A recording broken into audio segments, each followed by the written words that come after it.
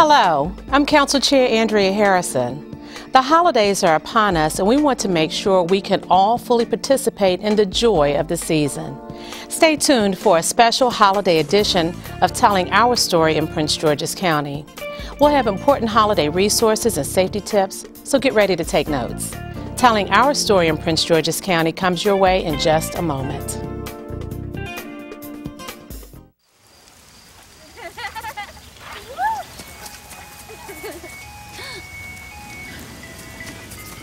Mom, can we get some ice cream? Please, Mom, please. No, we're having dinner soon. Please.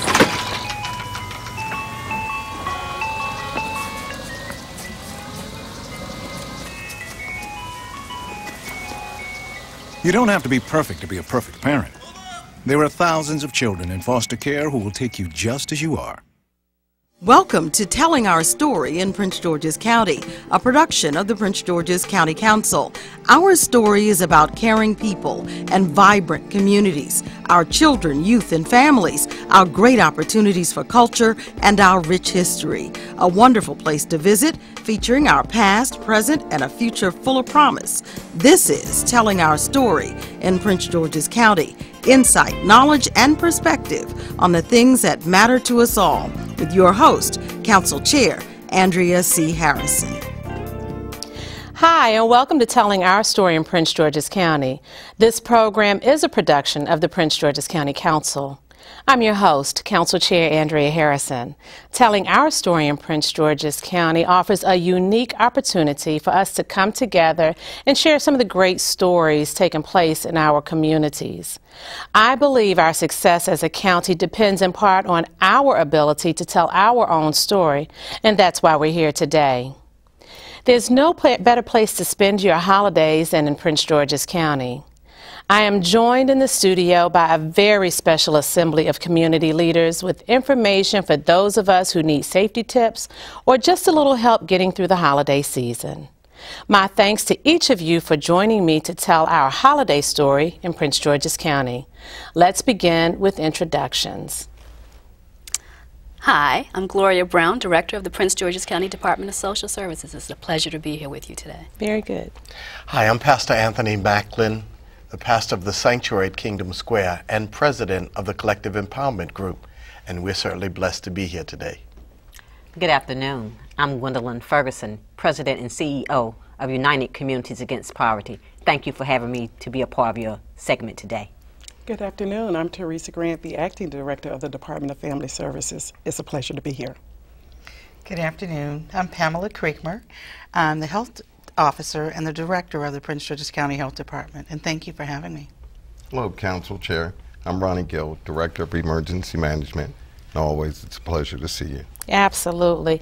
Well, thank you all so much for agreeing to join me on this special edition of Telling Our Story in Prince George's County.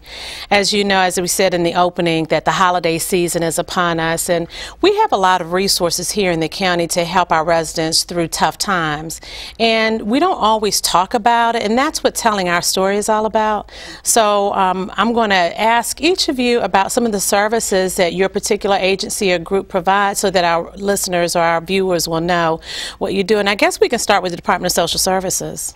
Excellent. Well, the Department of Social Services is an agency that provides a plethora of services for our citizens, from child welfare and adult protective services to services for homeless families and individuals, and services for our vulnerable adults, adult protective services, as I mentioned.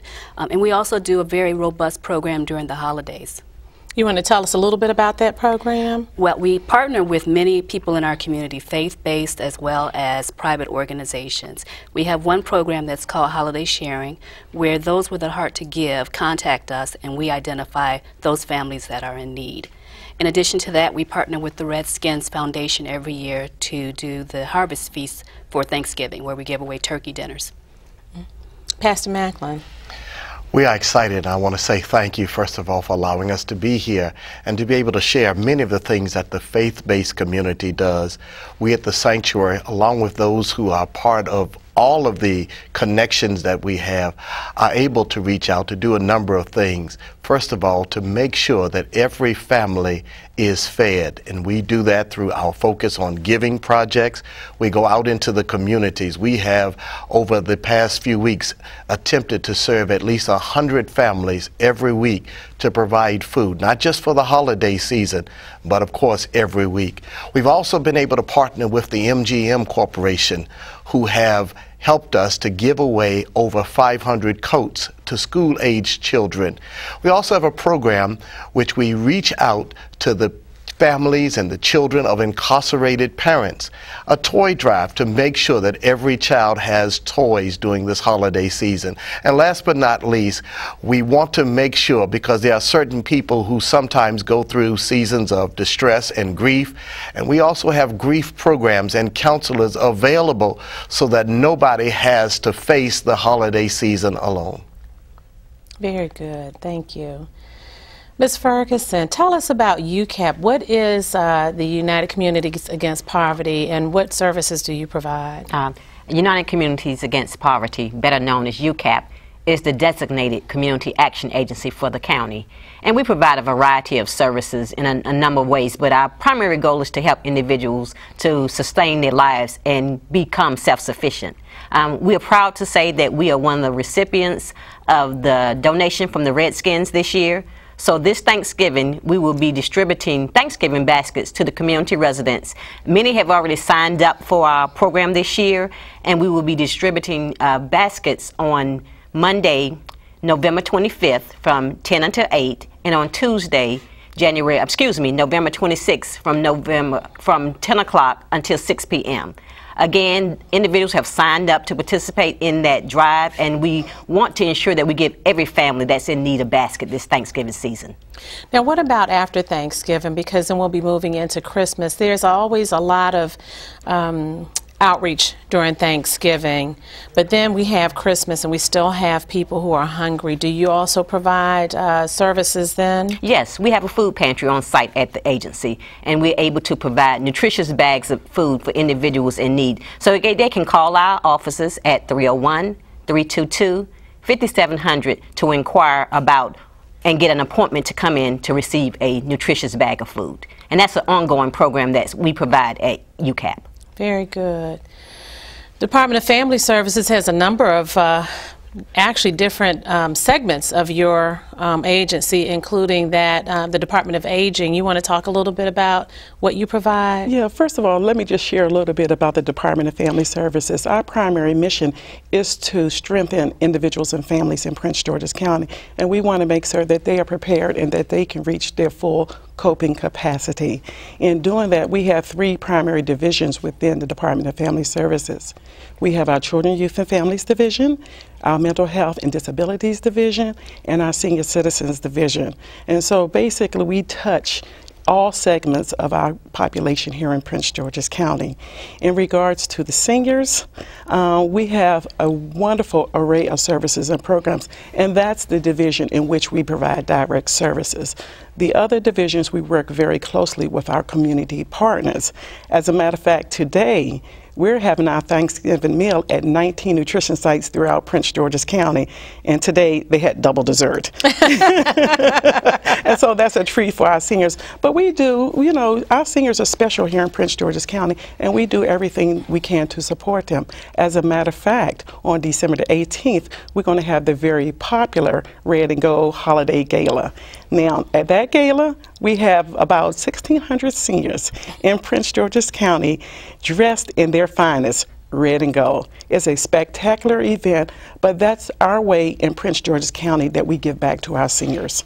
Where would that event be held? That's going to be held at Martin's Crosswind, and we got to make certain that seniors know you have to register, and it's on a first-come, first-served basis. And how do they go about registering? They will contact our office. They can call 301-265-8466 to get the details regarding the hotline that we'll have. But it's a spectacular event. Everyone wants to come, but first come, first served basis. I've heard about that. One day I'm going to get there. Well, maybe this year. You know, it's interesting, too, because when we talk about the red and gold, it's surprising that so many seniors have not had the opportunity to get dressed up and to come out and to enjoy their peers and have a great time. And also to get reacquainted with old friends. So we are very happy in partnership with the county executive to be able to do that. Well, very good. Well, Ms. Creekmer, the health department, tell us a little bit about some of the services that are available, particularly during the holiday season. Okay, so the purpose of the health department primarily is to protect and to promote health. The services we offer are all through the year, but when we think about, and we do a variety of services from family planning clinics, we have addictions and mental health services. We actually also inspect all of our wonderful restaurants in Prince George's County, and there are those who don't cook for the holidays who like to go out. We make sure that food is safe and for all time, so that's all throughout the year. But most importantly, around this time of the year, our behavioral health and mental health services come in handy. As Pastor Macklin said, this time of year, people do go through stress and anxiety around this time of the year. People who've survived loss, people who have addiction problems and are looking to make a change. And we offer a robust program in the Prince George's County Health Department. And services, we bill whether you're insured or not. We don't turn anyone away.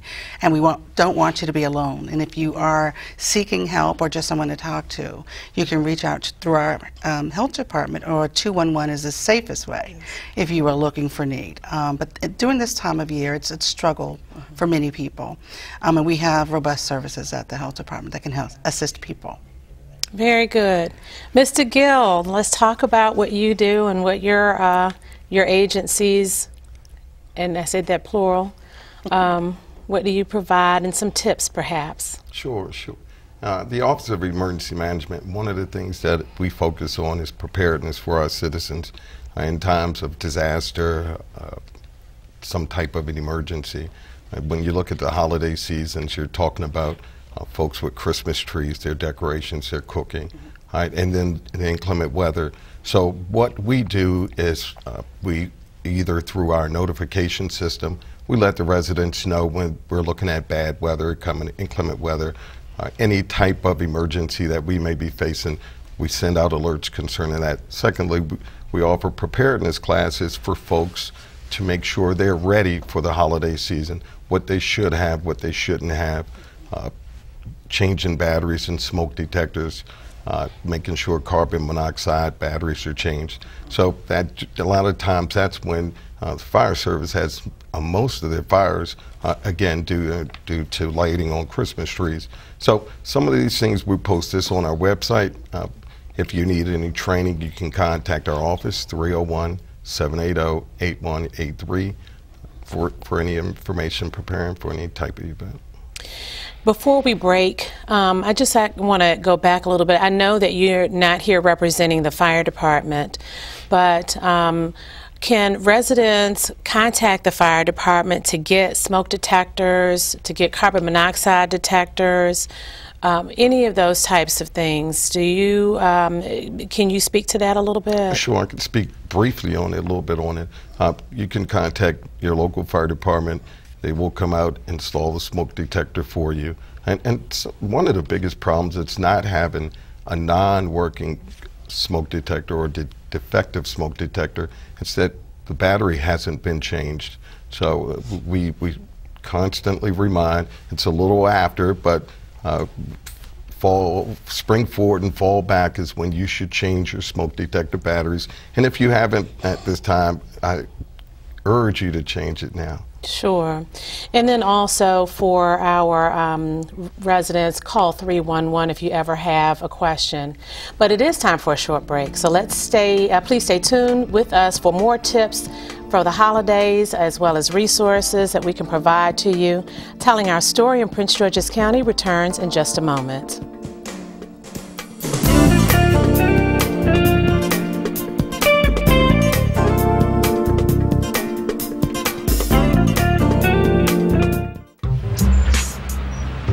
I'm one unlucky guy. The chance of being involved in a robbery is 1 in 757. The chances of being struck by lightning, 1 in 750,000. Please fasten your seatbelts for unexpected turbulence. The chances of being a victim in an airline crash? 1 in 29 million. Hey, could I get some peanuts? The chances of being involved in a car crash are far greater than lightning strikes and plane crashes. And if you are texting while driving, your risk of crash increases 23 times. Now, I may be an unlucky guy, but I don't have to be part of that statistic, and neither do you. Drive responsibly.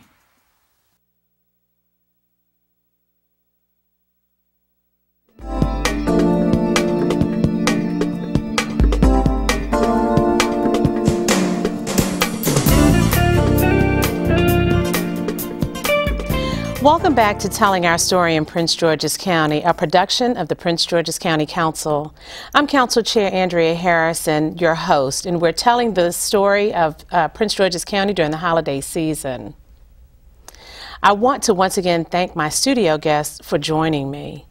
Now, just before we went to our break, we were talking about safety tips, and we talked about the importance of, if you haven't already done it, go change your batteries in your smoke detectors, in your carbon monoxide detectors.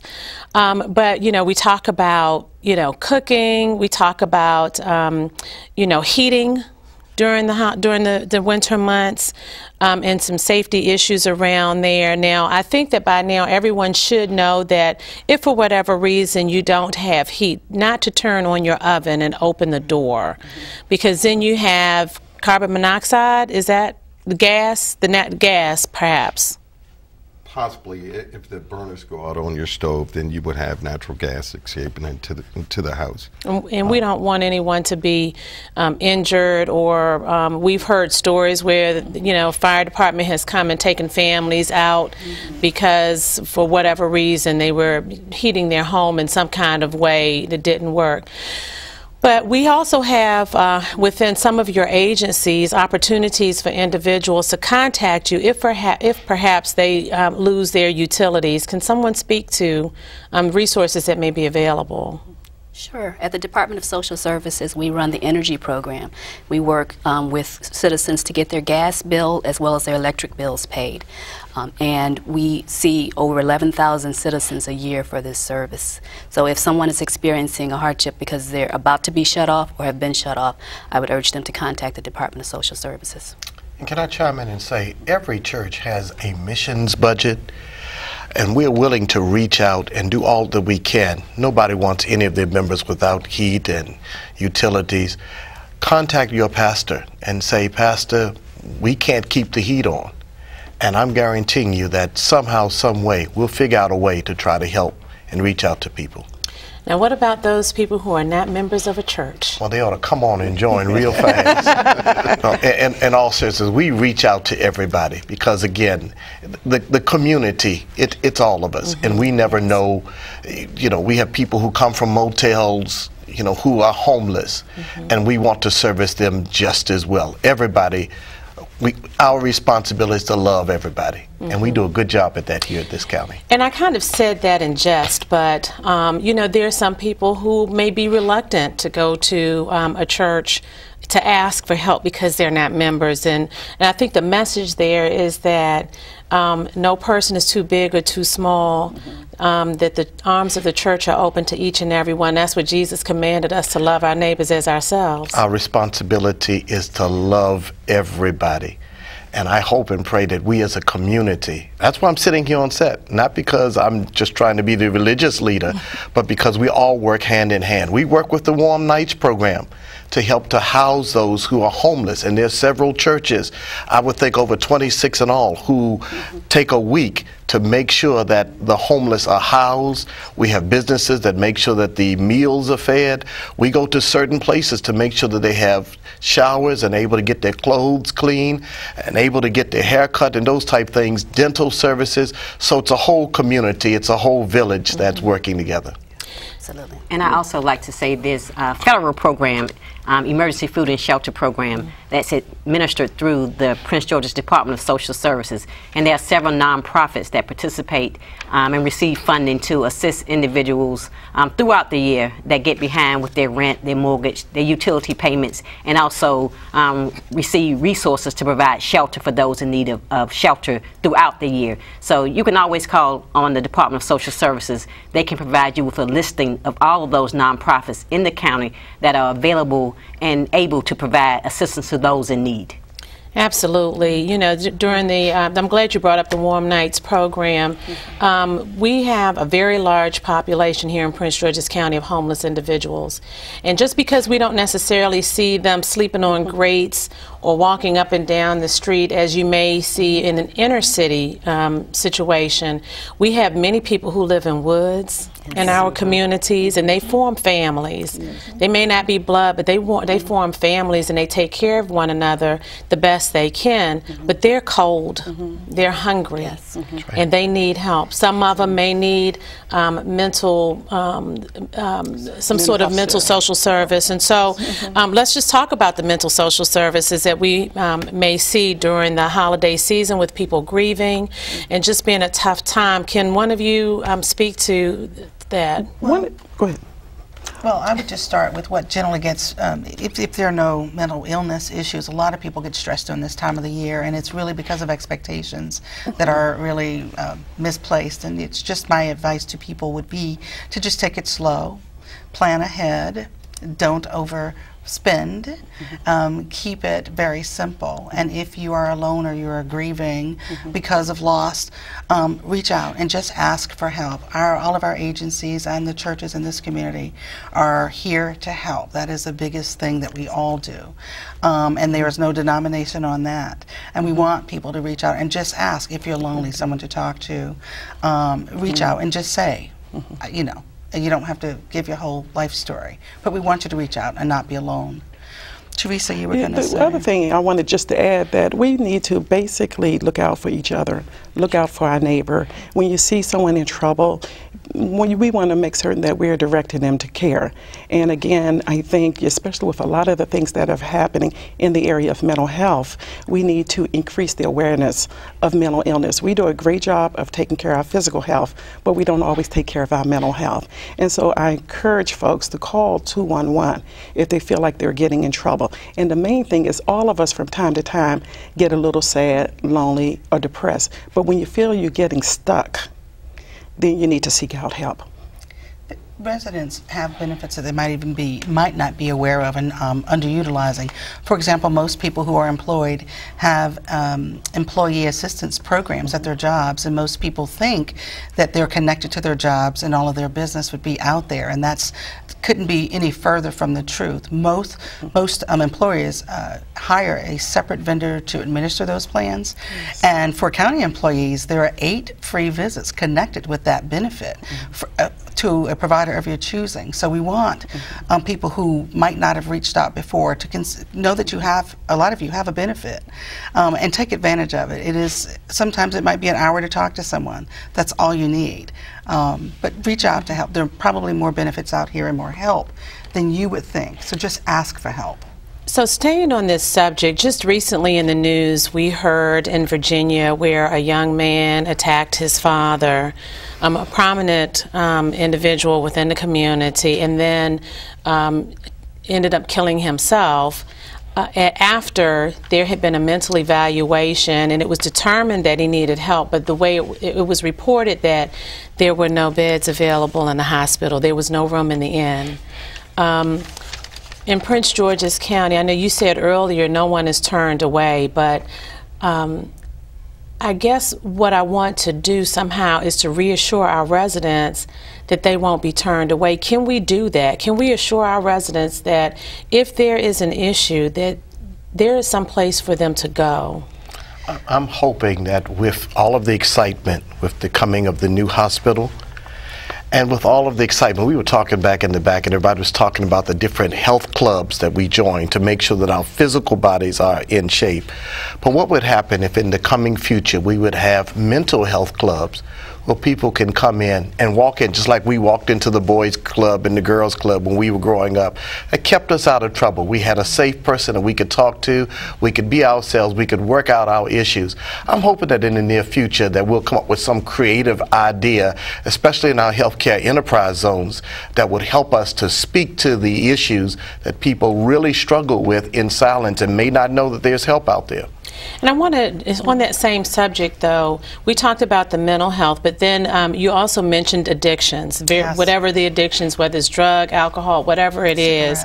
Years ago, the county had more options available to individuals who were seeking help, and that had been cut. An individual seeking help, they know that they are really struggling, they want to stop using drugs. Tell us right now where they can go. They can call the Prince George's County Health Department, our Addictions and Mental Health Unit, to get help. We are one of 2 methadone clinics in the county, a large program right there at the Prince George's County location, our Cheverly location. But 211 is the best link to care because that service offers, I looked at the website to make sure it worked today, it lists whatever your problem is, whether it's addictions, mental health, homelessness, food, energy, whatever. You can find resources throughout the state, not just Prince George's County, and get you linked to help. And you're talking to a live person when you reach out and call that 211. There are services available in our county, not enough. And the other issue is that in our county, we are underutilizers of these services. And so when we try to do it ourselves, and alone, that's when we get into trouble. So Teresa was correct. We have to do a large bit of work on educating our community that it is okay to ask for help, that there is help available for you. There is faith-based help, there is government help, there's all kinds of help. But the first thing you have to do is admit I need it and be okay to ask that. Well, that's why we're here today, because we're telling the story of Prince George's County and all of the wonderful things that are going on, the wonderful resources, the wonderful people that we have here in the community. So we've covered mental health, we've covered addictions, we've covered energy assistance, we have covered homelessness, we've talked a little bit about safety, a little bit more on kitchen safety. We keep hearing all the time, don't fry your turkey in the garage. Make sure you have plenty of space. Just be careful all the way around in the kitchen. You know, we love cooking. We're people who love to feed each other. We love to cook. We have all kinds of good smells coming out of the kitchen at this holiday, during this time of year. But we have to exercise some safety, some basic safety rules. Don't put the dishcloth near the stove when it's turned on.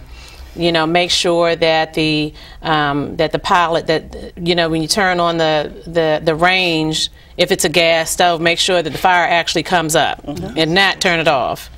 Little things like that. We want to encourage our residents to make sure that they change the batteries in their smoke detectors and in their carbon monoxide detectors. But most importantly, if they need help, whatever that help is, to reach out, and we have the resources that are available. We've heard 211 for mental health and addictions and social services types of issues. And then we have the county click. That is 311. So you can go online to County Click, or you can call 311. If you don't remember 211, just remember 311 and use 911 for emergencies only. The bottom line is that we want to provide information and resources to all of our residents. We don't want anyone cold. We don't want anyone hungry. We don't want anyone to be without a home. So I want to thank you all so much for coming and talking about the resources that are available to the residents here in Prince George's County and helping me to tell our story. And I'm very grateful to my studio guests for joining me for this holiday edition of Telling Our Story in Prince George's County. We deeply appreciate your contributions to our quality of life and your work to ensure that county residents are safe and happy this holiday season. Thanks to our viewers for tuning in. Telling Our Story in Prince George's County is a production of the Prince George's County Council. I'm Council Chair Andrea Harrison, and I do love telling our story in Prince George's County. Please have a blessed holiday season.